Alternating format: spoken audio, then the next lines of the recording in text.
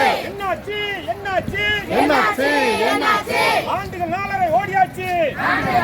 2026 இன்றைக்கு மறியல் போராட்டம் ஆரம்பிக்கிறதுக்கான காரணம் நம்மளுடைய மாண்புமிகு முதலமைச்சர் அவர்கள் வந்து தேர்தல் வாக்குறுதியாக 313 அங்கன்வாடி பணியாளர்கள் மற்றும் உதவியாளர்களை அரசு ஊழியராக்குவேன், காலமுறை ஊதியம் தருவேன் என்று வாக்குறுதியிருக்கிறார்.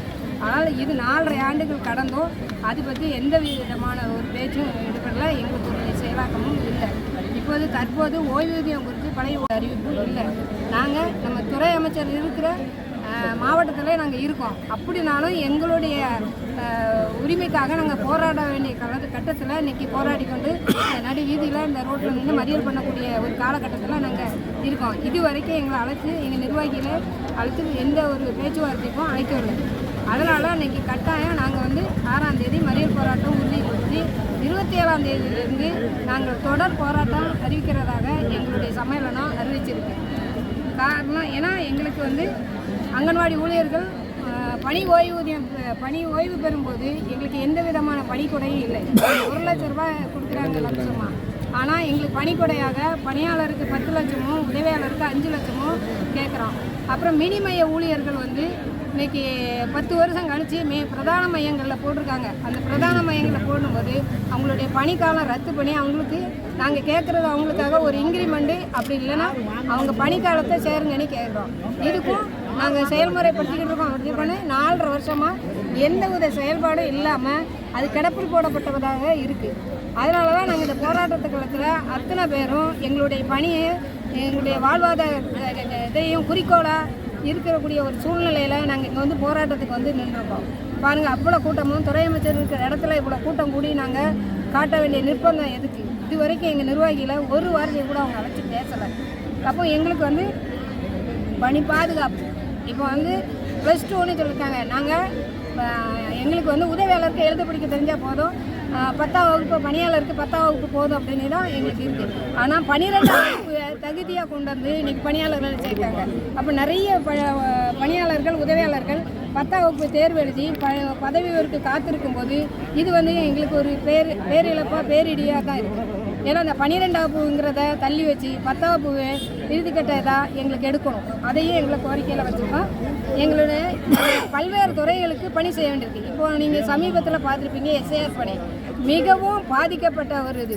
எங்களுடைய மையப்பணிகளை நாங்கள் புறந்தள்ளி தான் அந்த எஸ்ஏஆர் பணி இன்னும் முடிவுக்கு வரல. எஸ்ஏஆர் பணியை செய்து அரசுக்கு நாங்கள் எந்த வகையில் எந்த வேலை கொடுத்தாலும் நாங்கள் செஞ்சிட்ருக்கோம்.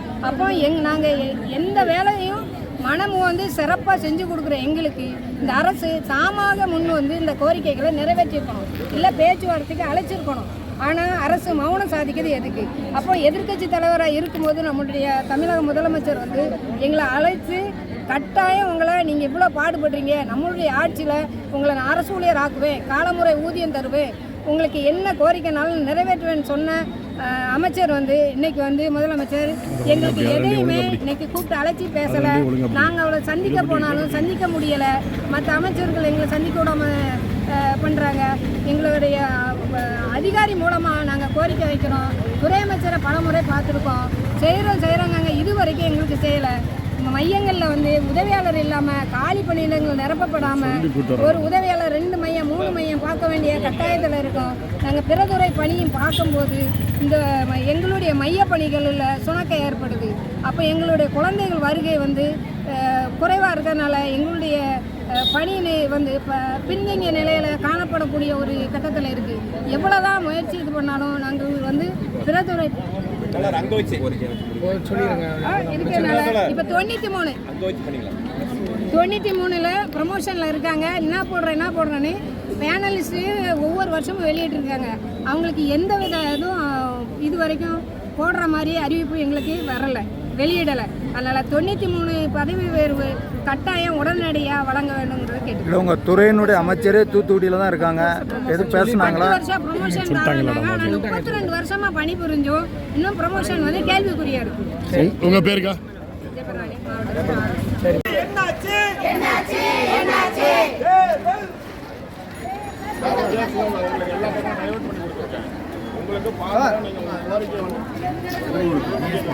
வழக்கமாக அது நடக்கிறது சார். வாங்க சார், வாங்க சார், வழக்கமாக நடக்கிறது அதனால அங்கே வந்து அங்கே சார் பண்ணுவோம்.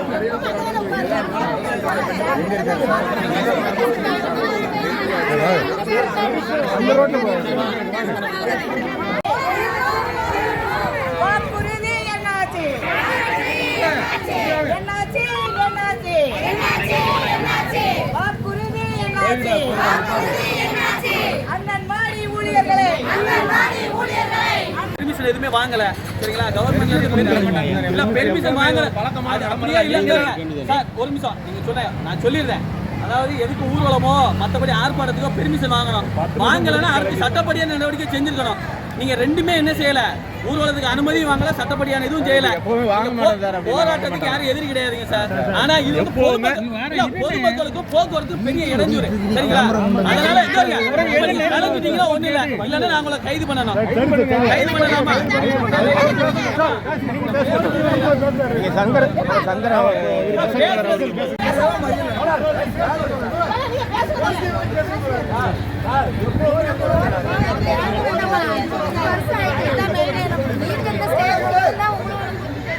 நமது அங்கன்வாடி ஊழியர்கள் உதவியாளர்கள் சங்கத்தின் சார்பில் தமிழகம் முழுவதும் திராவிட முன்னேற்ற கழகம் 2021ஆம் ஆண்டு சட்டமன்ற தேர்தலின் போது தமிழக மக்களுக்கு அளித்த வாக்குறுதிகளை நிறைவேற்ற வேண்டும் என்று வலியுறுத்தி இன்றைக்கு தமிழகம் முழுவதும் பலாயிரக்கணக்கான சகோதரிகள் வேலை நிறுத்தம் செய்து மறியல் போராட்டத்தில் ஈடுபட்டிருக்கிறோம். இந்த போராட்டத்தில் நாம் முன்வைத்திருக்கிற கோரிக்கைகள் தமிழக ஆட்சியாளர்கள் தேர்தலின் போது அறிவித்தபடி அங்கன்வாடி ஊழியர்களை உதவியாளர்களை தமிழக அரசு ஊழியர்களாக அறிவிக்க வேண்டும். ஊழியர்களுக்கு காலமுறை ஊதியம் வழங்க வேண்டும். ஓய்வு பெற்ற ஊழியர்களுக்கு குறைந்தபட்சம் 9,000 ரூபாய் பென்ஷன் வழங்க வேண்டும். இந்த கோரிக்கைகளை வைத்துதான் நாம் போராட்ட களத்துக்கு வந்திருக்கிறோம். ஒரு பக்கம் ஒன்றிய ஆட்சியாளர்கள் இந்தியா முழுவதும் இருக்கிற 14 லட்சம் அங்கன்வாடி மையங்களை சீர்குலைக்கிற அடிப்படையில் இந்த திட்டத்தை சீர்குலைக்கிற வேலையை செய்திருந்தாலும் 23 ஆண்டுகாலமாக தமிழக அரசு ஊழியர்களுக்கு இழைக்கப்பட்ட அநீதியை பழைய ஓய்வூதிய திட்டத்தை திரும்ப கொண்டு வருவோம் என்று அறிவித்ததன் மூலமாக 23 ஆண்டு கால குறைபாட்டை தமிழக அரசாங்கம் சரி செய்திருக்கிறது, பாராட்டுகிறோம். அதே போல தமிழகத்தில் இருக்கிற அங்கன்வாடி ஊழியர்களை அரசு ஊழியராக்குவோம் என்று முதலமைச்சர் ஸ்டாலின் அறிவித்தார். அந்த கோரிக்கையை தமிழக அரசாங்கம் நிறைவேற்ற வேண்டும் என்று முதல் கட்ட போராட்டமாக இன்றைக்கு வேலை நிறுத்தமும் மறியலும் செய்கிறோம். இதை ஒருவேளை தமிழக ஆட்சியாளர்கள் இந்த கோரிக்கை நிறைவேற்றவில்லை என்றால் வருகிற 27ஆம் தேதியிலிருந்து காலவரையற்ற வேலை நிறுத்தம் செய்வோம் என்ற எச்சரிக்கையை அங்கன்வாடி ஊழியர்கள் எதையும் புதிதாக கேட்கவில்லை. அங்கன்வாடி திட்டத்தை ஒன்றிய அரசாங்கம் சீர்குலைக்கிறது. அங்கன்வாடி ஊழியர் உட்பட இந்தியாவில் இருக்கிற ஊழியர்களை நவீன கொத்தடிமைகளாக மாற்றுகிற 4 தொழிலாளர் சட்ட தொகுப்புகளை மோடி நிறைவேற்றி இருக்கிறார். மோடியின் பாதையில் ஸ்டாலின் அவர்கள் பயணிக்க கூடாது என்கிற கோரிக்கை தான் பிரதான கோரிக்கை. தமிழகத்தை பொறுத்தவரை பழைய ஓய்வூதிய திட்டம் அறிவிக்கப்பட்டிருப்பாரு.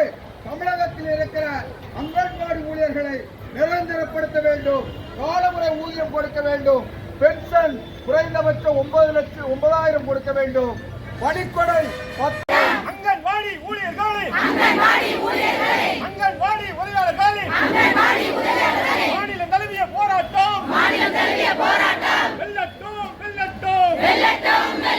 தமிழக அரசு என்னாச்சு தேர்தல் வாக்குறுதி என்னாச்சு ஆண்டுக்கு 4.5 போலாச்சு நிறைவேற்று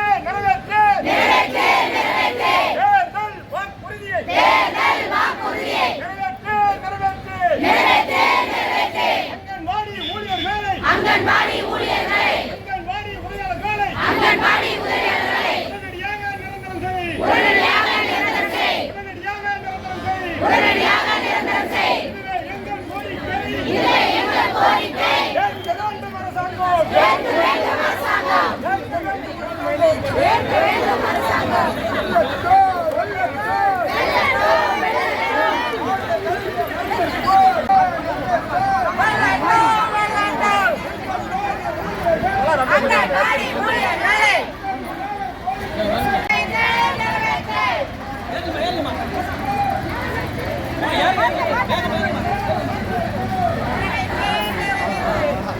இல்ல முத இல்ல ஏன் பின்னாடி பஸ்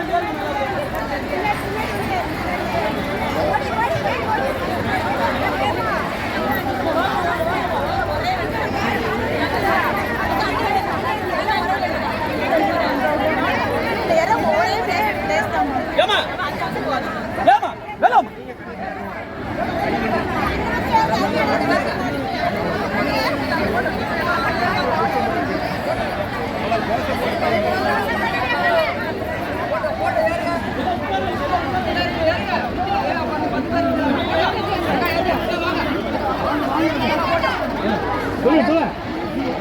வாங்க சார்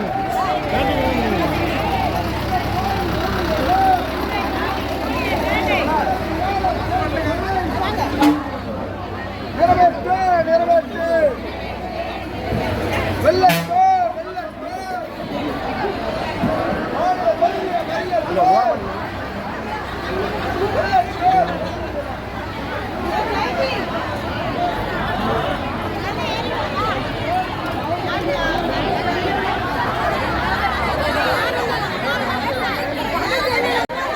எல்லாம் யாரிட்டு இருக்காங்க உங்க தலைவர் அங்க நிக்கிறாரு